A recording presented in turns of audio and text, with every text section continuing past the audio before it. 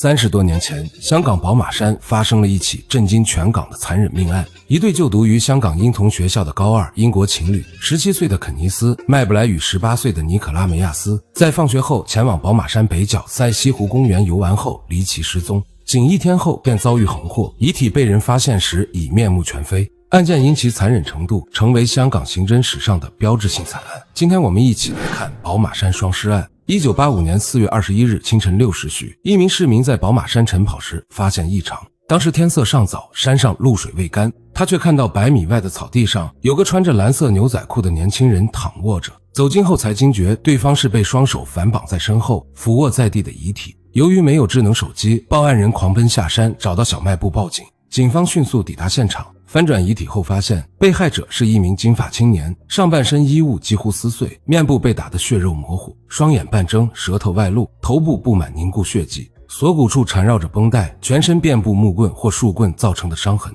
胸部和背部尤为严重，皮开肉裂。初步勘查显示，被害者先遭钝器殴打致重伤，再被锁骨处的绷带捆绑双手，最终因剩余绷带勒紧身亡。现场混乱的足迹表明凶手至少3人以上。就在警方调查被害者身份无果时，香港英童学校校长的报警电话带来了关键线索。校长称，该校高2学生肯尼斯与尼可拉昨日下午放学后失联，家长反映2人彻夜未归，今日也未到校上课。根据校长描述的外貌特征，警方很快将失踪男学生肯尼斯与案发现场的被害者关联起来。经校长及肯尼斯家长辨认，确认被害者正是肯尼斯。结合同学证言，2人是情侣，且昨日一同离校。警方推测尼可拉大概率也已遇害，随即出动警力对宝马山展开地毯式搜索。不久后，警方在肯尼斯遗体不远处发现了尼可拉的遗体，其状态更为凄惨，上半身几乎全裸，米黄色 T 恤被掀至头部遮挡面容，揭开后可见脸部被打得血肉模糊，下颚碎裂，左眼球不翼而飞。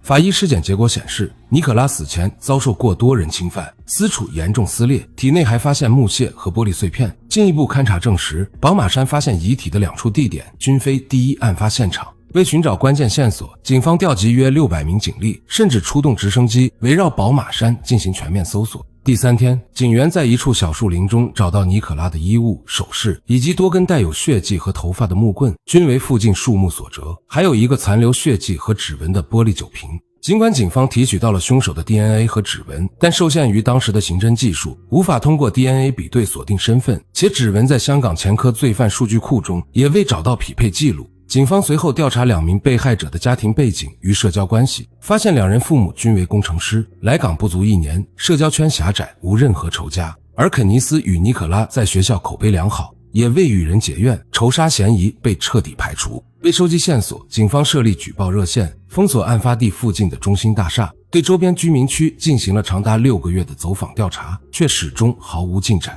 期间，肯尼斯与尼可拉的父母含泪将孩子遗体运回英国安葬。香港与英国媒体持续向警方施压，警方虽发布5万元港币悬赏令，但未能吸引有效线索。最终，肯尼斯父亲所在公司的总裁出于同情，自掏腰包将悬赏金额提升至55万港币。这一高额悬赏成为案件侦破的转折点。不久后，警方接到知情者举报，该知情者称，他在渡海轮上偷听到黑帮小弟彭兴义向朋友吹嘘杀害过一名外国人，还炫耀脚上的耐克球鞋是从被害者身上扒来的。由于其姐姐是耐克公司职员，知情者确认该球鞋为英国最新款，当时香港尚未发售，这一细节进一步印证了线索的可信度。警方立即对彭兴义展开调查，经1个月跟踪，发现他与谭世欢、赵伟文、尹三龙、张友恒4人交往密切，5人具有重大作案嫌疑。1985年11月，警方果断采取行动，拘捕了24岁的彭兴义、25岁的谭世欢、27岁的赵伟文3名成年嫌疑人，以及17岁的尹三龙、16岁的张友恒2名未成年嫌疑人。经比对，尼可拉体内的精液、案发现场凶器上的指纹均与5人吻合，警方正式确认他们就是杀害肯尼斯、侵犯并虐待尼可拉的真凶。然而审讯过程并不顺利，3名成年嫌疑人混迹黑道多年，具备丰富的反审讯经验，拒不承认主谋身份，也不愿交代作案过程。未成年的张友恒态度暧昧，同样拒绝吐露实情。警方注意到另一名未成年嫌疑人尹三龙表现出明显的恐惧与困惑，随即展开心理突破，告知其证据确凿，虽难逃严惩，但作为未成年人，若认罪态度良好，可争取轻判，避免终身监禁。在警方的劝说与压力下，尹三龙最终认罪，完整交代了作案全过程。据尹三龙供述，1985年4月20日，彭新义带领其余4人前往宝马山，意图偷窃政府电缆的铜线变卖获利。爬山途中，他们偶然发现正在小树林中约会的肯尼斯与尼可拉。起初几人并未在意，继续前行，直到彭新义看到肯尼斯手上的金表在阳光下反光，推测其家境富裕，便提议放弃偷铜，转而抢劫这对情侣金表的价值远超偷铜所得。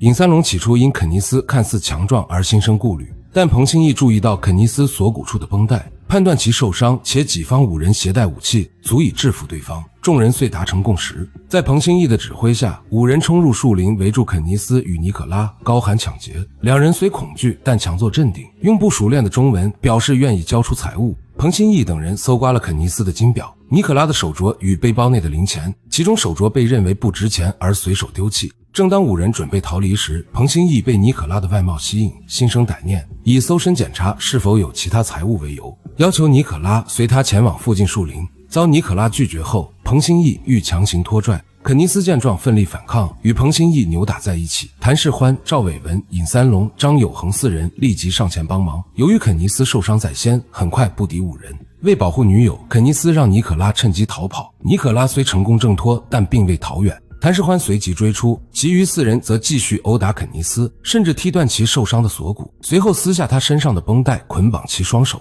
轮流用木棍猛砸100余次，致其晕厥，最后用剩余绷带将其勒死。解决肯尼斯后，5人抓获了逃跑的尼可拉。彭新义率先将尼可拉带至小树林侵犯，随后其余4人也加入其中，对其实施了惨无人道的折磨，用树棍和玻璃酒瓶捅刺其私处，并用木棍持续猛砸近1个小时，直至尼可拉血肉模糊，失去生命体征。之后5人在彭新义的提议下，将2人遗体分别丢弃在宝马山不同地点，携带抢劫所得逃离现场。根据尹三龙的指认，警方在第一案发现场找到了大量血迹及尼可拉失踪的左眼球，所有证据形成完整闭环，坐实了5人的犯罪事实。1987年，5名嫌疑人因谋杀罪被依法判处死刑，缓期执行。1992年，总督会同行政局按惯例赦免3名成年嫌疑人的死刑，改判终身监禁。2名未成年嫌疑人尹三龙、张有恒因案发时未满18岁，需待成年后由英女皇确定最终刑期。1997年香港主权移交前夕，2人家属曾前往前港督府示威，要求明确刑期，但此事因政权交接未能及时解决。1998年，香港行政长官董建华上任后，正式确定了2人的刑期。因肯尼斯的父亲写信求情，尹三龙被判处监禁27年，张有恒则被判处35年监禁。